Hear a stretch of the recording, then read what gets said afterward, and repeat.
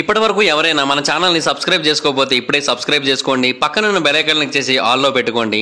నేను పెట్టే latest videos అన్ని మిస్ అవ్వకుండా చూడొచ్చు.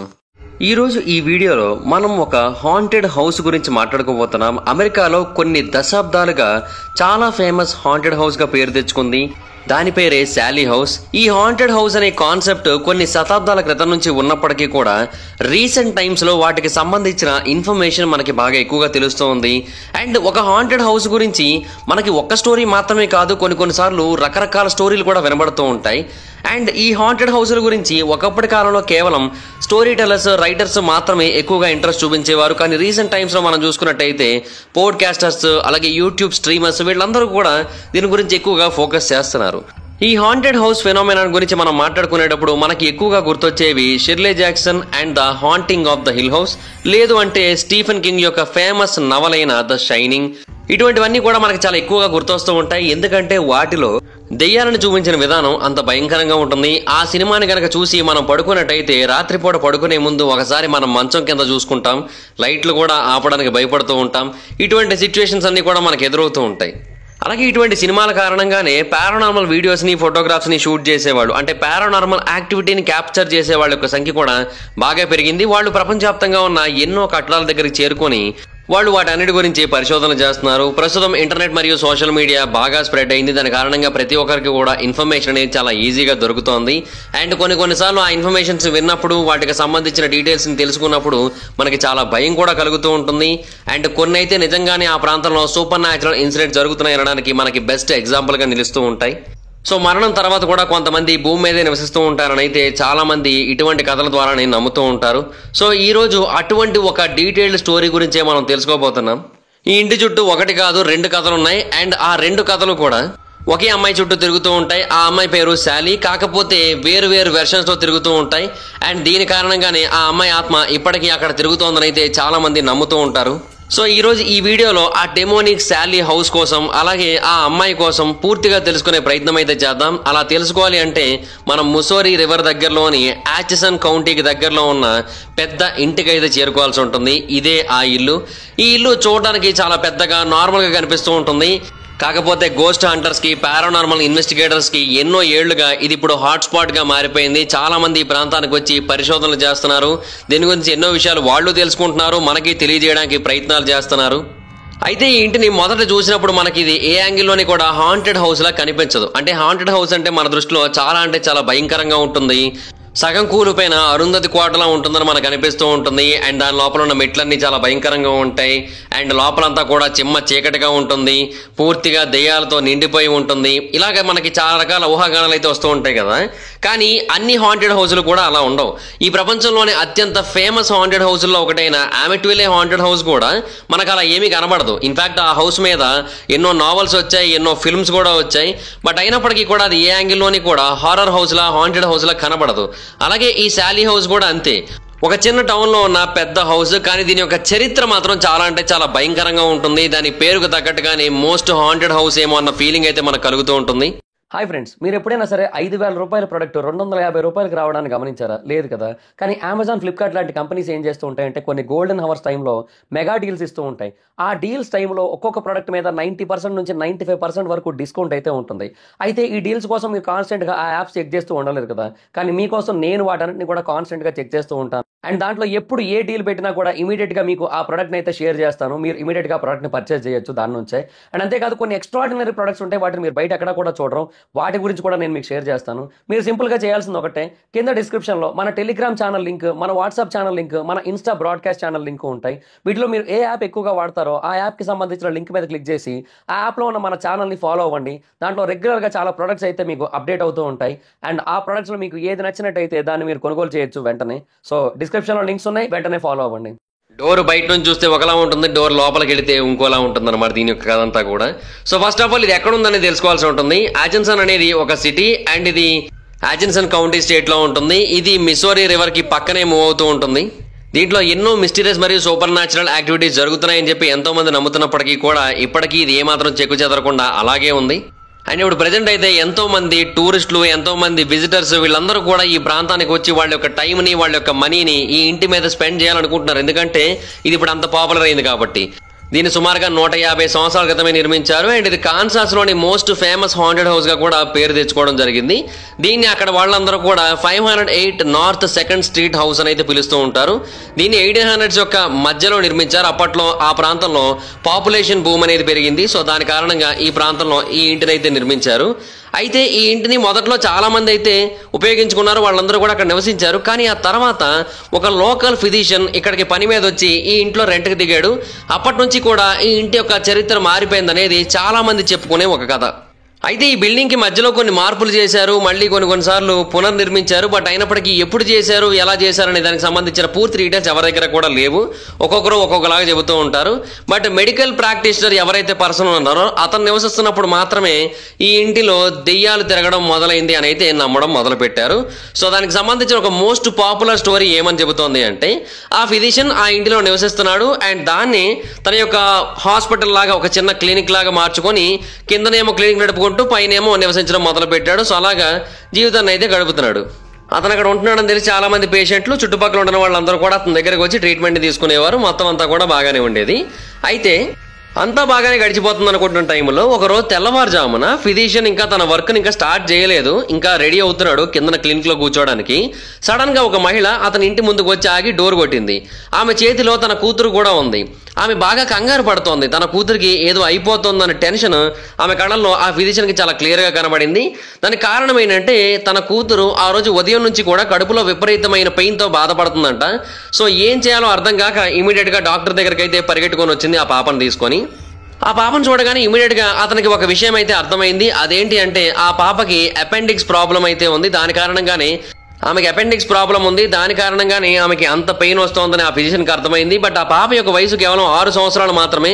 ఆ ఏజ్లో అంత పెయిన్ ఉండడం అనేది చాలా అంటే చాలా కష్టమైన పరిస్థితి తట్టుకోవడం. బట్ అయినప్పటికీ కూడా ఆ పాపకి ట్రీట్మెంట్ చేయాలని అయితే అతను నిర్ణయించుకున్నాడు. ఆ పాప పేరే శాలీ. తర్వాత కొన్ని ఇన్స్పెక్షన్స్, కొన్ని టెస్టులు చేసి ఆ పాపకి ఎలా ట్రీట్మెంట్ ఇవ్వాలి అనేది డిసైడ్ అవ్వాలనుకున్నాడు. కాకపోతే ఏమైందంటే వాళ్ళ అమ్మ మాత్రం అతన్ని బాగా కంగారు పెట్టేస్తోంది. తన కూతురు పెయిన్ చూసి ఆమె తట్టుకోలేకపోతోంది. సో దాని కారణంగా త్వరగా ట్రీట్మెంట్ చేయండి అని ఆ ఫిజిషియన్ని కంగారు పెట్టింది. సో అతను పూర్తిగా టెస్టులు, పూర్తిగా ఇన్స్పెక్షన్స్ చేయకుండానే సర్జరీ థియేటర్లోకి తీసుకొని వెళ్ళిపోయాడు. అక్కడ కూడా వాళ్ళ అమ్మ విపరీతంగా కంగారు పెడుతోంది. దాని కారణంగా అనస్థీషియా ఇచ్చాడు. కాకపోతే అనస్థీషియా ఆ అమ్మాయికి పూర్తిగా ఎక్కక ముందే, అంటే ఆ అమ్మాయి ఇంకా స్ప్రో కోల్పోలేదు, స్ప్రోలోనే ఉంది. ఆ టైంలోనే ఆమె యొక్క కడుపును కోసి ఆ అపెండిక్స్ ప్రాబ్లమ్ని సెట్ చేయడానికి అయితే ట్రై చేశాడు. ఇదంతా కూడా వాళ్ళ అమ్మ పెట్టిన కంగారు కారణంగానే జరిగింది. అయితే ప్రాబ్లం ఏంటి, తనకి అనస్థీషియా పూర్తిగా ఎక్కకపోవడం వలన ఆ కడుపును కోస్తున్నప్పుడు చాలా పెయిన్ వచ్చింది ఆ పాపకి. అప్పుడు శాలీ అరిచిన అరుపులతో ఆ బిల్డింగ్ అంతా దద్దరిల్లిందనే చెప్పాలి. అండ్ ఆ టైంలో ఆ పెయిన్ కారణంగానే ఆ పాప చనిపోయింది. కాకపోతే చనిపోయే ముందు తనకు అర్థమైన ఒకే ఒక విషయం ఏంటి, తను టార్చర్ చేయబడి చంపబడింది. అరిచింది విపరీతంగా గోల పెట్టింది. సడన్గా సైలెంట్ అయిపోయింది. దానికి రీజన్ చనిపోయింది. సో అంతలాగా అరిచి అంతలాగా పెయిన్ అనుభవించి చనిపోయింది అంటే ఖచ్చితంగా తనకి ఆ పెయిన్ అనేది దారుణంగా గుర్తుండిపోతుంది కదా. అండ్ ఆ పాప చనిపోయిన తర్వాత ఇమీడియట్గా వాళ్ళ అమ్మ ఆ డాక్టర్ మీద అటాక్ చేసింది. నీ వల్లే నా కూతురు చనిపోయిందని అతను తిట్టడం మొదలుపెట్టింది. సో ఇలా కంటిన్యూస్గా గోల చేసి కళ్ళు తిరిగి పడిపోయింది ఆవిడ కూడా.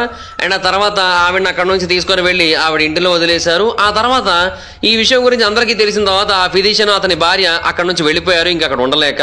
సో ఆ తర్వాత కొన్నేళ్ల పాటు ఆ ఇంటిలో అందరూ కూడా నార్మల్గానే గడిపారు. కానీ ఆ తర్వాత నుంచి కూడా అంటే 1800 సంవత్సరాల చివరి నాటికి వచ్చేసరికి చాలా మందికి ఆ ఇంటిలో వింత సంఘటనలు జరగడం మొదలుపెట్టాయి. అండ్ కొంతమంది చెప్పేది ఏంటి అంటే వాళ్ళ అమ్మ కూడా ఆ తర్వాత ఆ పాప చనిపోయిందనే బాధ, తన వల్లే చనిపోయిందనే బాధ, వీటి కారణంగా తను కూడా ఆ దిగులుతో చనిపోయిందనేది చెబుతూ ఉంటారు. బట్ ఎగ్జాక్ట్గా ఆవిడకి ఏం జరిగిందనేది ఎవరికి కూడా పూర్తిగా తెలియదు. బట్ కొన్నేళ్లు గడిచిన తర్వాత మాత్రమే ఈ సంఘటనలన్నీ కూడా ఎందుకు రిపీట్ అవుతున్నాయి అనేది ఎవరికి అర్థం కాలే. బట్ ఆ ఇంటిలో ఉన్న వాళ్ళందరికీ కూడా కొన్ని భయంకరమైన సిచ్యువేషన్స్ రిపీట్ అవడం స్టార్ట్ అయ్యాయి. అదేంటి అంటే ఇంటిలో ఉన్నట్టుండి కేకలు వినబడేవి, ఎవరో తెలియదు కానీ విపరీతమైన నొప్పితో ఏడుస్తున్నట్టు మాత్రం కంటిన్యూస్గా కనబడేది వాళ్ళకి అక్కడ. బట్ మరీ రెగ్యులర్గా అయితే వినిపించేది కాదు. సో దాని కారణంగా ఏవో వింత సంఘటనలు జరుగుతున్నాయని భయపడుతున్నప్పటికీ కూడా అలా గడిపేసేవారు ఆ ఇంట్లో. పెద్దగా ప్రాబ్లం అయితే అయ్యేది కాదు ఆ ఇంట్లో నివసిస్తున్న వాళ్ళకి. అయితే 1900 సంవత్సరాల మధ్యలోకి వచ్చేసరికి శాలీ నేమ్ మళ్ళీ వినపడింది ఆ ఇంట్లో. అంటే ఇది రెండో స్టోరీ చాలా డిఫరెంట్గా ఉంటుంది మొదటి స్టోరీతో కంపేర్ చేసినట్టయితే. బట్ అయినప్పటికీ రెండో స్టోరీ కూడా శాలీ చుట్టే తిరుగుతూ ఉంటుంది. 1900 సంవత్సరాల యొక్క మధ్యలో ఆ ఇంట్లోకి టానీ మరియు డెబోరా పిగ్మన్ అనే ఒక ఇద్దరు వ్యక్తులు ఆ ప్రాంతంలో నివసించడానికి వచ్చారు. వాళ్ళు మొదటి కొద్ది రోజులు బాగానే ఉన్నారు, జంట హ్యాపీగానే గడిపింది. కానీ ఆ తర్వాత నుంచి మాత్రం అక్కడ ఉన్న హాంటింగ్ సిచ్యువేషన్స్ చూసి వాళ్ళు కూడా భయపడడం మొదలు పెట్టారు. అండ్ నిజానికి వాళ్ళ ఇంటిని కొనుక్కోవడం జరిగింది. దాని కారణంగా వాళ్ళ ఇంటిని త్వరగా వదిలిపెట్టి వెళ్ళలేకపోయారు. సో అలాగా ఎన్నో ఏళ్ల పాటు అక్కడే గడిపారు. బట్ ఆ టైంలో వాళ్ళు చాలా దారుణమైన ఎక్స్పీరియన్సెస్ అయితే ఫేస్ చేశారు. రోజు రోజుకి ఆ ఇంట్లో ఎదురవుతున్న హాంటెడ్ సిచ్యువేషన్స్ ఎక్కువ అవడం మొదలు పెట్టాయి. సో ఇంకా వాళ్ళు చేసేదేమీ లేక ఆ ఇంటిని వదిలేసి వెళ్ళిపోయారు వాళ్ళు. కొన్నిసార్లు అయితే ఆ ఇంటి లోపల ఎవరూ లేని ప్రాంతంలో కూడా సడన్ గా రక్తం కనబడేదంట. అది ఎక్కడి నుంచి వచ్చేది అనేది ఎవరికి అర్థమయ్యేది కాదు. అండ్ టోనీ మీద ఏదో ఒక ఇన్విజిబుల్ ఫోర్స్ అటాక్ చేసినట్టుగా ఎప్పటికప్పుడు అతను కనిపిస్తూ ఉండేది. అతని యొక్క ఒంటి మీద ఎవరో గీరేసినట్టు స్క్రాచెస్ కూడా వస్తూ ఉండేవి. అతని యొక్క అబ్డామన్ మీద, చెస్ట్ మీద, చేతుల మీద, అన్నిటి మీద కనబడేవి. అండ్ దాని కారణంగా అతనికి విపరీతమైన పెయిన్ వచ్చేది. కానీ ఎవరు చేశారో ఏం చేశారో అర్థమయ్యేది కాదు. అండ్ ఎందుకు అలా జరుగుతుందో కూడా క్లారిటీ వచ్చేది కాదు. అలాగే క్యాండిల్స్ రాత్రిపూట వాటంతా వెలిగిపోతూ ఉండేవి. కొన్ని గంటల పాటు అవి కంటిన్యూస్ గా కాలుతూనే ఉండేవి. అలాగే ఫ్లవర్స్ కూడా ఉన్నట్టుండి ఇంట్లో కనబడేవి. అవి ఎక్కడి నుంచి వచ్చేవో ఎవరికి అర్థమయ్యేది కాదు. సో ఇటువంటి పారానార్మల్ యాక్టివిటీస్ అన్ని చూసిన తర్వాత వాళ్ళు చేసేదేమీ లేక ఆ ఇంటిని అయితే వదిలేసి వెళ్ళిపోయారు. అయితే వాళ్ళు చెప్పింది ఏంటి అంటే వాళ్ళని టార్గెట్ చేసింది కానీ ఆ గోస్ట్ వాళ్ళతో పాటు ఒక న్యూ బోర్న్ బేబీ ఉంది. ఆ న్యూ బోర్న్ బేబీని మాత్రం ఒక్కసారి కూడా టార్గెట్ చేయలేదు. ఆ గోస్ట్, ఆ అన్సీన్ ఎంటిటీ ఒక్కసారి కూడా ఆ బేబీని టార్గెట్ చేయలేదు. బట్ వీళ్ళని మాత్రం కంటిన్యూస్ గా టార్గెట్ చేస్తూ ఉండేది. అలాగే వాళ్ళ బేబీ కోసం ఒక చిన్న నర్సరీ రూమ్ ను కూడా సెటప్ చేశారు పైభాగంలో. ఆ నర్సరీ రూమ్ లో కూడా ఇటువంటి గోస్ట్ యాక్టివిటీస్ ఎక్కడా కనబడేవి కాదు. మిగతా రూముల్లో కనబడేవి కానీ ఇక్కడైతే కనబడేవి కాదు. టోనీ, డెబోరా ఇవన్నీ చూసిన తర్వాత వాళ్ళ యొక్క సేఫ్టీ గురించి చాలా సీరియస్ గా ఆలోచించి మొత్తం ఎంతో మంది సహాయం తీసుకోవడానికి ట్రై చేసి ఎంత ట్రై చేసినా కూడా వాళ్ళ ప్రాబ్లం పోవట్లేదని వాళ్ళకి అర్థమయ్యి ఫిజికల్ గా, మెంటల్ గా ఇంకా స్ట్రెయిన్ తీసుకునే సిచ్యువేషన్ వాళ్ళ దగ్గర లేక వాళ్ళు ఆ ఇంటిని అయితే వదిలేసి వెళ్ళిపోయారు. కాకపోతే వెళ్ళిపోయే ముందు వాళ్ళు ఒక లోకల్ పారానార్మల్ గ్రూప్ యొక్క సహాయాన్ని అయితే అడిగారు. ఒక ఇన్వెస్టిగేటివ్ టీమ్, వాళ్ళ పేరు కాన్సాస్ పారానార్మల్ గ్రూప్. వాళ్ళకి ఆల్రెడీ ఇటువంటి వాటికి సంబంధించిన నాలెడ్జ్ అయితే చాలా ఉంది. అండ్ ఆ ఇంటికి సంబంధించిన నాలెడ్జ్ కూడా వాళ్ళకి చాలానే ఉంది. సో అందుకనే వాళ్ళు ఆ ప్రాంతానికి అయితే వచ్చి పరిశోధనలు చేస్తే వాళ్ళకి ఏమన్నా సొల్యూషన్ దొరకచ్చేమో అని అయితే అనుకున్నారు. బట్ అయినప్పటికీ కూడా వాళ్ళ దగ్గర నుంచి కూడా ఎటువంటి సొల్యూషన్ అయితే రాలేదు. కానీ వాళ్ళ పరిశోధనలో ఇంకొక విషయం తెలిసింది. అదేంటి అంటే ఆ ఇంటి లోపల కేవలం ఒక చిన్న పాప ఆత్మ మాత్రమే కాదు, ఇంకొక ఆత్మ కూడా తిరుగుతోంది. శాలి ఆత్మ అయితే తిరుగుతోంది. అది శాలి ఆత్మో కాదో చెప్పలేం, బట్ ఒక చిన్నపిల్ల ఆత్మ అయితే తిరుగుతోంది. బట్ శాలిది మాత్రమే కాకుండా ఆ ఇంట్లో ఒక మిడిల్ ఏజ్డ్ ఉమెన్ యొక్క ఆత్మ కూడా తిరుగుతోంది. నిజానికి ఈ భయంకరమైన పనులన్నీ కూడా చేస్తోంది ఆ మిడిల్ ఏజ్డ్ ఉమెన్ యొక్క ఆత్మే అని అయితే వాళ్ళు తెలియజేశారు. అండ్ ఈవిడికి ఆ చనిపోయిన పాపకి మధ్య either కాంటాక్ట్ లేదా రిలేషన్ ఉండే అవకాశాలు ఉన్నాయని అయితే వాళ్ళు చెప్పారు. సో దీనిని బట్టి వాళ్ళందరూ కూడా గెస్ చేసి చెప్పిన ఇంకొక స్టోరీ, అండ్ అది కూడా పాపులర్ అయింది. ఆ స్టోరీ ఏంటి అంటే దీని గురించి ఒక అమెరికన్ సిరీస్ లో కూడా చెప్పడం జరిగింది. ఆ సిరీస్ పేరు ఏ హాంటింగ్. దాంట్లో కూడా చెప్పారు. ఆ స్టోరీ మనకి ఏమని చెబుతోంది అంటే అతను ఆ ఇంట్లో ప్రాక్టీస్ చేస్తున్నాడు, ఆ ఫిజిషియన్. అదైతే రాంగ్ కాదు, అదైతే సేమ్ స్టోరీ చెప్తోంది. కాకపోతే అతనికి ఒక ఆఫ్రికన్ అమెరికన్ లేడీతో సీక్రెట్ రిలేషన్షిప్ ఉంది. సో ఆవిడ ఏంటంటే వాళ్ళ ఇంట్లో పని మనిషిగా చేస్తోంది. ఆమెతోనే అతనికి ఇల్లీగల్ అఫైర్ అయితే ఉంది. అయితే ఆ అఫైర్ కారణంగా వాళ్ళకి ఒక పాప పుట్టింది. ఆ పాప మెల్లిగా పెరిగి 6 ఏళ్ల వయసుకైతే వచ్చింది. అయితే ఇదంతా కూడా ఆ ఫిజిషియన్ యొక్క భార్యగా తెలియకుండానే అలా కంటిన్యూ చేస్తూ వచ్చారు. అయితే 6 ఏళ్ల వయసుకు వచ్చిన తర్వాత ఒకరోజు అనుకోని విధంగా ఆ పాపకి చాలా సీరియస్ ప్రాబ్లం అయింది. అండ్ అప్పుడు ఆ పాపకి అపెండిక్స్ ప్రాబ్లం వచ్చింది. ఆ అపెండిక్స్ ప్రాబ్లంని అతను తగ్గిస్తాడు, అతను ట్రీట్ చేస్తాడన్న ఉద్దేశంతో అతని దగ్గర తీసుకొని వచ్చింది ఆ పాపని. కానీ అతను ట్రీట్ చేయడానికి ఇష్టపడలేదు. దానికి కారణం ఏంటంటే మొదటి నుంచి కూడా అతను ఆ పాపని వద్దు అని చెబుతూ ఉన్నాడు. అంటే ఆ మెయిడ్ని కడుపు తీయించేసుకోమని అయితే చెబుతూ వచ్చాడు. బట్ అయినప్పటికీ కూడా ఆవిడేం వినలేదు. ఈ పాపని కన్నది, బట్ ఎవరికి కూడా చెప్పలేదు. అదైతే వాస్తవం. ఎవరికి చెప్పకపోయినప్పటికీ కూడా అతనికి నచ్చలేదు. ఎందుకంటే దీని కారణంగా ఎప్పటికైనా తనకి ప్రాబ్లం అవ్వచ్చేమో అని అనిపించింది కాబట్టి. సో అందుకని ఆ రోజు ఆ పాపను తీసుకొని ట్రీట్మెంట్ కోసం వచ్చినప్పుడు ఆ పాపకి ట్రీట్మెంట్ ఇవ్వలేదు. ఆ పాప పేరు కూడా శాలియే. సో 6 ఏళ్ల వయసులోనే ఆ పాపకి జబ్బు వచ్చింది. ఆ పాపకు కూడా సేమ్ ప్రాబ్లం వచ్చింది. ఆ పాప కూడా కడుపు నొప్పితో, అపెండిక్స్ ప్రాబ్లంతో బాధపడుతూ వచ్చింది, అపెండిసైటిస్ తో. అండ్ ఆ తర్వాత అతను ట్రీట్మెంట్ చేయడానికి ఇష్టపడలేదు. దాని కారణంగా ఆ పాప చనిపోయింది.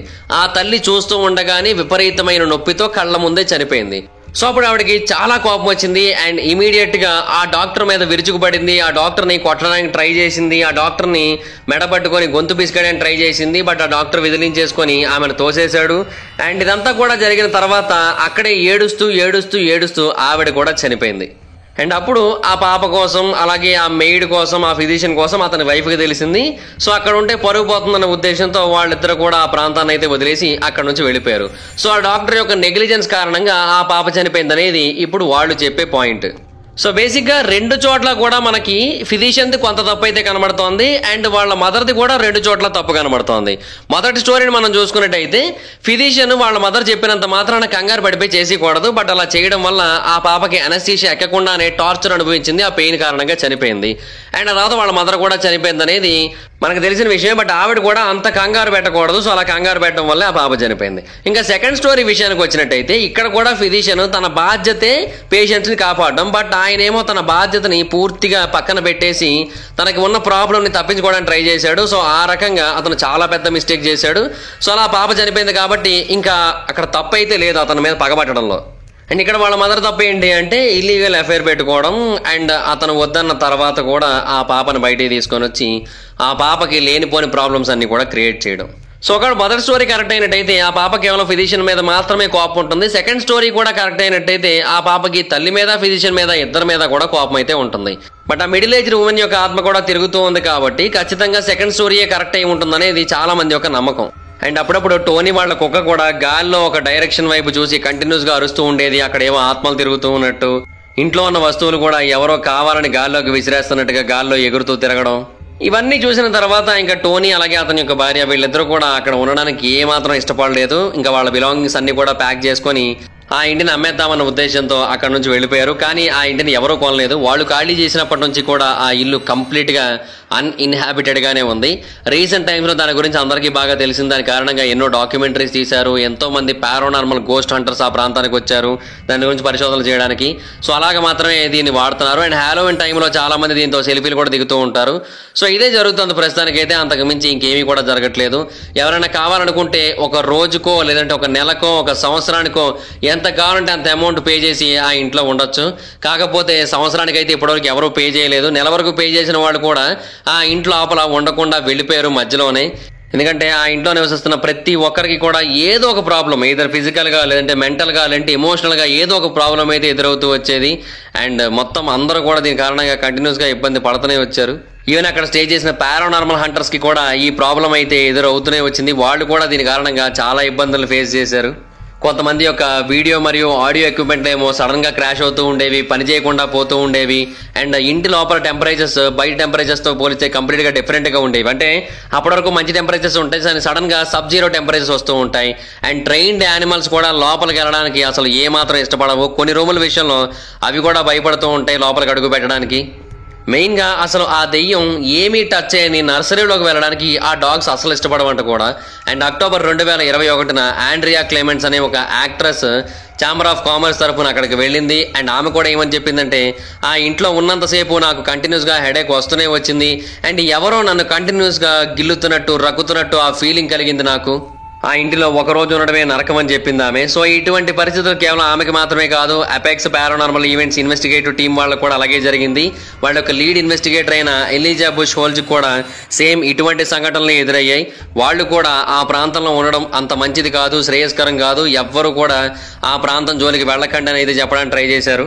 అండ్ దీనికి సంబంధించిన ఎన్నో హాంటెడ్ విషయాలు ఈవెన్ కెమెరాలు కూడా రికార్డ్ అయ్యాయి. ఎలక్ట్రానిక్స్ అలాగే టెక్నికల్ ఎక్విప్మెంట్స్ ఆ ఇంటి లోపలికి వెళ్ళగానే సడన్ గా పనిచేయడం మానేసేవి. అలాగే ఎలిజా కూడా ఆ ఇంట్లోని ఫస్ట్ ఫ్లోర్ లో నర్సరీ ఏరియాలో వింత వింత నాయిస్లు, ఫుడ్ స్టెప్స్, విస్పర్స్ ఇవన్నీ కూడా వినబడేవి. సో అతను కూడా చాలా భయపడ్డాడు. గోస్ట్ హంటర్సే భయపడ్డారంటే ఇంకా మనం అర్థం చేసుకోవచ్చు ఆ ఇంటి యొక్క పరిస్థితి ఏంటనేది.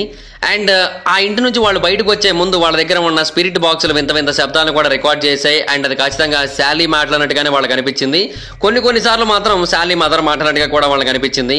సో ఖచ్చితంగా ఆ ఇంట్లో దెయ్యం ఉంది అన్న నమ్మకంతోనే వాళ్ళందరూ కూడా బయటకైతే వచ్చారు. అయితే మొదట ఈ ఇల్లు సేల్ అవ్వకపోయినప్పటికీ కూడా తర్వాత టోనీకి మరియు అతని భార్యకి ఈ ఇల్లు కొంత హెల్ప్ చేసిందనే చెప్పాలి. ఎందుకు అంటే తర్వాత ఈ ఇంటి మీద కొన్ని డాక్యుమెంటరీలు తీశారు. అలాగే పాపులర్ పారానార్మల్ సిరీస్ అయిన గోస్ట్ అడ్వెంచర్స్ లో ఒక ఎపిసోడ్ కూడా దీంట్లో తీశారు. దాన్ని ట్రావెల్ ఛానల్లో చూపించారు. రెగ్యులర్ గా చూపిస్తూ ఉంటారు ఇప్పటికీ కూడా. దానికోసం అలాగే వేరే షోస్ కోసం ఆ భార్యాభర్తలు ఇద్దరిని కూడా మళ్ళీ పిలిచారు. అంటే వాళ్ళిద్దరిని కూడా మళ్ళీ వచ్చి ఆ ఇంటిలో ఉండేటట్టుగా కన్విన్స్ చేశారు. అండ్ వాళ్ళ నుంచి మొత్తం అంతా కూడా రికార్డ్ చేస్తారు. ఏం జరిగింది, ఎలా జరిగింది, ఇవన్నీ కూడా రికార్డ్ చేస్తారు. అండ్ అవన్నీ కూడా నిజంగా చాలా అంటే చాలా ఆశ్చర్యాన్ని కలిగించాయి. ఎందుకంటే వాళ్ళు వచ్చి ఉన్న తర్వాత మళ్ళీ అదే కైండ్ ఆఫ్ బర్నింగ్ సెన్సేషన్స్ వాళ్ళకి కలిగాయి. అండ్ మళ్ళీ అదే కైండ్ ఆఫ్ స్క్రాచింగ్ ఫీల్స్ వాళ్ళకి కలిగాయి. ఇటువంటి భయంకరమైన సంఘటనలు వాళ్ళు మళ్ళీ వచ్చిన తర్వాత కూడా వాళ్ళకి ఎదురయ్యాయి. సో కంటికి కనబడని ఏదో ఒక ఇన్విజిబుల్ ఫోర్స్ వాళ్ళని స్క్రాచ్ చేస్తున్నట్టుగా అక్కడికి వచ్చిన ప్రతి ఒక్కరికి అనిపించింది. ఈవెన్ ఆ షూటింగ్ టీమ్స్ కూడా అనిపించింది. మోషన్ ట్రాకింగ్ డివైజెస్ లో కూడా స్పిరిట్ మోషన్ కొన్నిసార్లు రికార్డ్ అయింది. సో ఇలాగ ఎన్నో సంఘటనలు అయితే జరిగాయి. ఇంకా ఫైనల్ గా అక్కడ ఉండకూడదని నిర్ణయించుకున్నారు. సో త్వరగా దాన్ని క్లోజ్ చేసేసి అక్కడ నుంచి మొత్తం అందరూ కూడా ఖాళీ చేసి వెళ్ళిపోయారు. అండ్ ఆ తర్వాత నుంచి కూడా ఇంకా ఈ ఇంటికి ఇంకా పాపులారిటీ వచ్చింది కాబట్టి దీన్ని కొంతమందికి హోటల్ లాగా ఇవ్వడం మొదలు పెట్టారు. కావాలంటే ఒక రోజు, ఒక నెల, ఒక 10 రోజులు ఇలా ఉండొచ్చు అనమాట. చాలా మంది ఒక రోజుకి మాత్రమే తీసుకుంటారు, అంతకంటే ఎక్కువ తీసుకోరు. ఎవరో కొంతమంది మాత్రమే వారం వరకు తీసుకుంటారు. వాళ్ళు కూడా వారం రోజులు ఉండడానికి చాలా ఇబ్బందులు పడుతూ ఉంటారు. ఎందుకంటే బయటకు వచ్చినప్పుడు వాళ్ళందరూ చెప్పే మాట ఒకటే, ఏదో వింతైన ఫీలింగ్ కలుగుతూ ఉంటుంది. లోపలికి వెళ్ళినప్పుడల్లా ఏదో భయంకరమైన ఫీలింగ్ కలుగుతూ ఉంటుంది. ఎందుకో బాడీ అంతా కూడా చాలా ఇరిటేటింగ్గా, చాలా ఇబ్బందిగా ఫీల్ అవుతూ ఉంటుంది. దానికి కారణం ఏంటనేది అర్థం కాదని చెబుతూ ఉంటారు. ప్రతి ఒక్కరు కూడా ఇంట్లో ఖచ్చితంగా ఒక పాప ఆత్మ తిరుగుతున్నట్టుగానే మాకు అనిపిస్తోంది తప్ప అక్కడ ఆత్మలు లేవు అని అయితే అనిపించట్లేదని చెబుతూ ఉన్నారు. సో ఇలాగా ఎన్నో ఎక్స్పీరియన్సెస్, ఎన్నో ఎగ్జాంపుల్స్తో ఇది ఈ ప్రపంచంలోని మోస్ట్ హాంటెడ్ హౌసెస్లో ఒకటిగా నిలిచింది.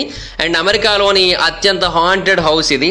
ఈ హాంటెడ్ హౌస్ ఎప్పటికీ కూడా హాంటెడ్గా ఉండే అవకాశం ఉంది. ఎందుకంటే ఆ పాప ఆత్మ ఆ ఫిజిషియన్ని చంపితే గానీ ఆ పగని తీర్చుకోలేదు. ఆ ఫిజిషియన్ చంపడానికి ఆ ఫిజిషియన్ ఇప్పుడు లేడు. సో వేరే ఆప్షన్ లేదు కాబట్టి ఆ పాప ఆత్మ ఇంకా అక్కడే తిరుగుతూ ఉండాల్సి ఉంటుంది.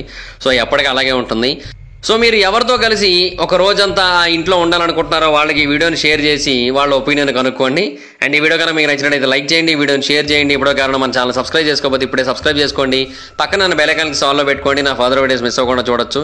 Thank you so much guys. Bye bye. No meet you next video. Bye bye. నా ఇన్స్టాగ్రామ్ ఐడి జబర్దస్త్ అయితే మీరు అక్కడ కూడా వచ్చిన ఫాలో అవచ్చు. అండ్ టాపిక్స్ కావాలంటే మీరు నాకు ఇన్స్టాలో మెసేజ్ చేయండి. నేను దాని వీడియో చేయడానికి ట్రై చేస్తాను. డిస్క్రిప్షన్ లింక్ ఉంటుంది. అండ్ ఇన్స్టాలోకి వచ్చి జబర్దస్త్ మైత్రి అని సెర్చ్ చేసుకోవడం మీరు ఫాలో అవచ్చు. Thank you. Bye bye. Hi friends, మీరు ఎప్పుడైనా సరే 5,000 రూపాయల ప్రొడక్ట్ 250 రూపాయలకి రావడానికి గమనించారా? లేదు కదా. కానీ అమెజాన్, ఫ్లిప్కార్ట్ లాంటి కంపెనీస్ ఏం చేస్తూ ఉంటాయంటే కొన్ని గోల్డెన్ హవర్స్ టైంలో మెగా డీల్స్ ఇస్తూ ఉంటాయి. ఆ డీల్స్ టైంలో ఒక్కొక్క ప్రొడక్ట్ మీద 90% నుంచి 95% వరకు డిస్కౌంట్ అయితే ఉంటుంది. అయితే ఈ డీల్స్ కోసం మీరు కాన్స్టెంట్గా ఆ యాప్స్ చెక్ చేస్తూ ఉండలేదు కదా. కానీ మీకోసం నేను వాటన్నిటిని కూడా కాన్స్టెంట్గా చెక్ చేస్తూ ఉంటాను. అండ్ దాంట్లో ఎప్పుడు ఏ డీల్ పెట్టినా కూడా ఇమీడియట్గా మీకు ఆ ప్రొడక్ట్ని అయితే షేర్ చేస్తాను. మీరు ఇమీడియట్గా ప్రొడక్ట్ని పర్చేస్ చేయొచ్చు దాని నుంచే. అండ్ అంతేకాదు కొన్ని ఎక్స్ట్రాడినరీ ప్రొడక్ట్స్ ఉంటాయి, వాటిని మీరు బయట ఎక్కడ కూడా చూడరు. వాటి గురించి కూడా నేను మీకు షేర్ చేస్తాను. మీరు సింపుల్గా చేయాల్సింది ఒకటే, కింద డిస్క్రిప్షన్లో మన టెలిగ్రామ్ ఛానల్ లింక్, మన వాట్సాప్ ఛానల్ లింక్, మన ఇన్స్టా బ్రాడ్కాస్ట్ ఛానల్ లింక్ ఉంటాయి. వీటిలో మీరు ఏ యాప్ ఎక్కువగా వాడతారో ఆ యాప్కి సంబంధించిన లింక్ మీద క్లిక్ చేసి ఆ యాప్లో ఉన్న మన ఛానల్ని ఫాలో అవ్వండి. దాంట్లో రెగ్యులర్గా చాలా ప్రొడక్ట్స్ అయితే మీకు అప్డేట్ అవుతూ ఉంటాయి. అండ్ ఆ ప్రొడక్ట్స్లో మీకు ఏది నచ్చినట్టయితే దాన్ని మీరు కొనుగోలు చేయొచ్చు వెంటనే. సో డిస్క్రిప్షన్లో లింక్స్ ఉన్నాయి, వెంటనే ఫాలో అవ్వండి.